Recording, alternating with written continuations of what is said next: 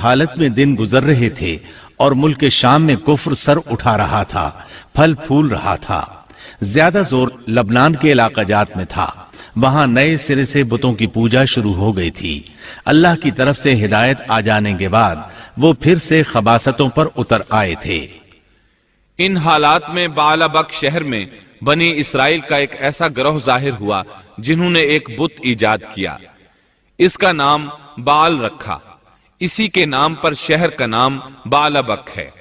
اللہ تعالیٰ نے ان کی طرف معزز پیغمبر الیاس علیہ السلام کو مبعوث فرمایا۔ آپ کا سلسلہ نسب یوں ہے: الیاس بن یاسین بن فنحاس بن ایزار بن ہارون علیہ السلام۔ اللہ تعالیٰ سورۃ الصافات آیات 123 تا 132 میں ان کا تذکرہ یوں فرماتے ہیں: اور بے شک الیاس بھی پیغمبروں میں سے تھے، جبکہ انہوں نے اپنی قوم سے فرمایا کہ تم اللہ سے نہیں ڈرتے، کیا تم بعل نامی بت کو پکارتے ہو اور سب سے بہتر خالق کو چھوڑ دیتے ہو، اللہ جو تمہارا اور تمہارے اگلے تمام باپ دادوں کا رب ہے۔ لیکن قوم نے انہیں جھٹلایا، پس وہ ضرور عذاب میں حاضر کیے جائیں گے، سوائے اللہ کے مخلص بندوں کے۔ ہم نے الیاس کا ذکر خیر پچھلوں میں بھی باقی رکھا کہ الیاس پر سلام ہو، ہم نیکی کرنے والوں کو اسی طرح بدلہ دیتے ہیں، بے شک وہ ہمارے ایماندار بندوں میں سے تھا۔ قرآن مجید میں ان کا نام الیاس بتایا ہے۔ انجیل یوحنا میں ان کو ایلیا نبی کہا گیا ہے۔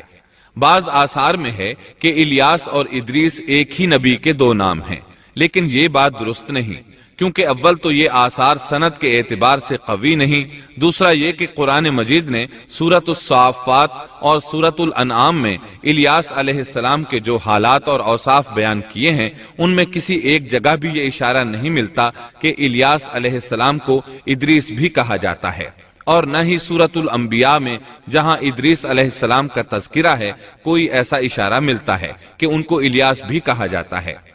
مورخین نے ادریس اور الیاس علیہ السلام کے جو نسب نامے بیان کیے ہیں ان سے پتہ چلتا ہے کہ ان دونوں نبیوں کے درمیان صدیوں کا فاصلہ ہے،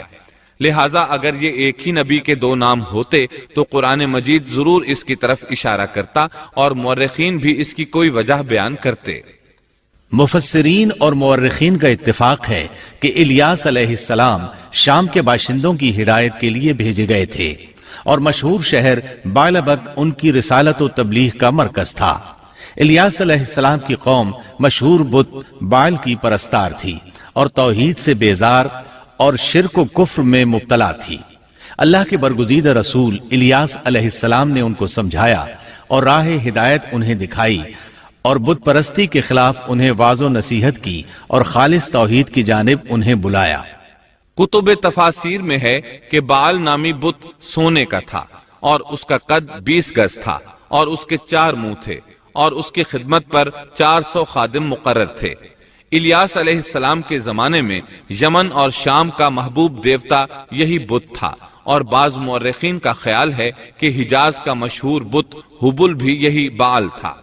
سورۃ الانعام میں الیاس علیہ السلام کا جن آیات کے اندر ذکر آیا ہے وہ نوح اور ابراہیم علیہ السلام کی اولاد اور ان کی نسل کے انبیاء و رسل کی ایک مختصر فہرست ہے۔ اللہ تعالیٰ سورۃ الانعام آیت 84 تا 86 میں فرماتے ہیں: اور ہم نے ان کو اسحاق دیا اور یعقوب، ہر ایک کو ہم نے ہدایت کی، اور پہلے زمانے میں ہم نے نوح کو ہدایت کی، اور ان کی اولاد میں سے داؤد کو اور سلیمان کو اور ایوب کو اور یوسف کو اور موسیٰ کو اور ہارون کو، اور اسی طرح ہم نیک کام کرنے والوں کو جزا دیا کرتے ہیں، اور نیز زکریا کو اور یحییٰ کو اور عیسیٰ کو اور الیاس کو، یہ سب نیک لوگوں میں سے تھے، اور نیز اسماعیل کو اور یسع کو اور یونس کو اور لوط کو، اور ان میں سے ہر ایک کو تمام جہان والوں پر ہم نے فضیلت دی۔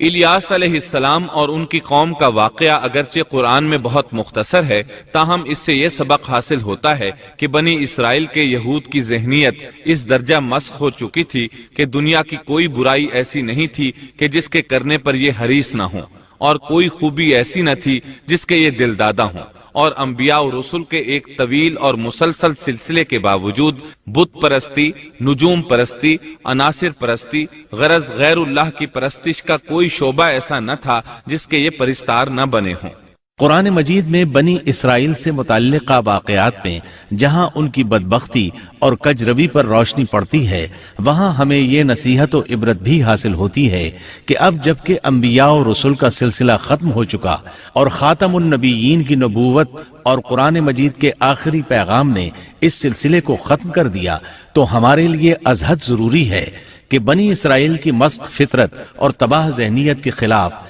احکام الہی کو مضبوطی سے پکڑیں اور ان میں ہیلہ سازی اور ٹیڑھ پن سے کام نہ لیں، ان کی خلاف ورزی کی جرات نہ کریں، اور ہمارا شیوا سپرد و تسلیم ہونا چاہیے، نہ کہ انکار و انحراف۔ اسلام کے یہی اور صرف یہی معنی ہے۔